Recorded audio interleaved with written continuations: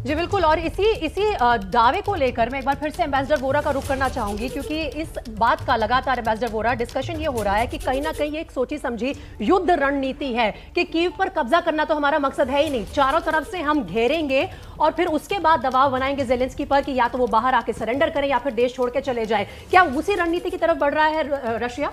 अगर वो चाहते तो अभी तक कीव को बर्बाद कर सकते थे, क्योंकि पूरी एयर सुपीरियॉरिटी, एयर डोमिनेंस है, उन्होंने नहीं किया है। वो काबू नहीं करना चाहते, वो हमला कीव को अपने पक्ष में या उसको हड़प नहीं करना चाहते, उसको ऑक्यूपाई नहीं करना चाहते, क्योंकि अभी जो वो कर रहे हैं वो अपनी सेफ्टी के लिए, पुतिन साहब ये कहते हैं अपनी सेफ्टी के लिए। सोवियत संघ का जो सक्सेसर है रूस, रशियन फेडरेशन, उसके सर्वाइवल के लिए।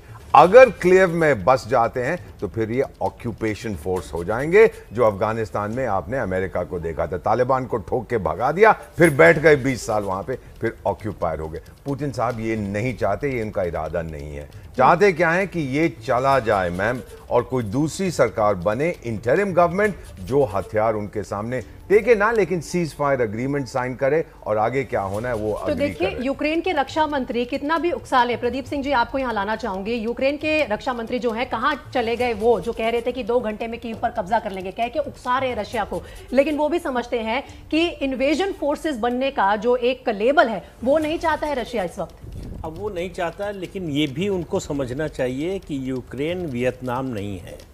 लड़ रहे हैं आप सोचिए कि आप अपने बारे में सोच रहे हैं राष्ट्रपति ज़ेलेंस्की, या यूक्रेन के बारे में सोच रहे हैं। जिस युद्ध का नतीजा पहले से मालूम है, सबको, पूरी दुनिया को मालूम है कि इसका नतीजा क्या होगा, उसमें अगर आप इस युद्ध को आगे बढ़ाते हैं, लंबा खींचते हैं, तो किस कीमत पर? यूक्रेन को उससे क्या मिलेगा, यूक्रेन के नागरिकों को क्या मिलेगा? अगर उनकी अर्थव्यवस्था चौपट हो जाती है, उनके शहर नष्ट हो जाते हैं, तो दरअसल हासिल क्या होगा? प्रोफेसर अभय दुबे, हासिल किसको क्या हो रहा है इस लड़ाई से? लगातार इस पर सवाल बने हुए हैं, क्योंकि पहले तो खूब निंदा हुई पुतिन की भी इस बात पर कि उन्होंने आखिर ऐसे समय में जब पूरी दुनिया महामारी से बस जूझ ही रही थी, निकल ही रही थी, उन्होंने एक महायुद्ध शुरू कर दिया। अब क्या हासिल करना चाहते हैं पुतिन? अगर ये 2 बड़े राष्ट्रों के बीच की लड़ाई थी, तो यूक्रेन जो है वो बलि का बकरा बन रहा है बीच में। देखिए, अभी दीपक साहब ने जो बताया, मेरे ख्याल से उन्होंने बिल्कुल सही जगह अपनी उंगली रखी।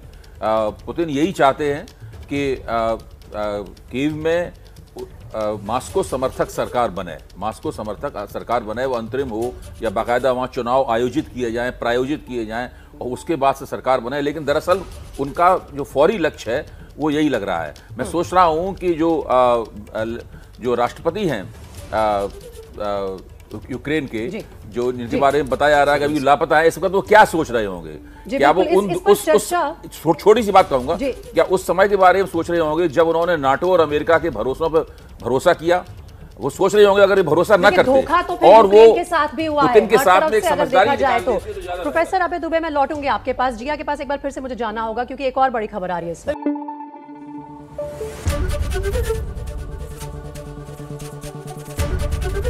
एबीपी न्यूज आपको रखे आगे।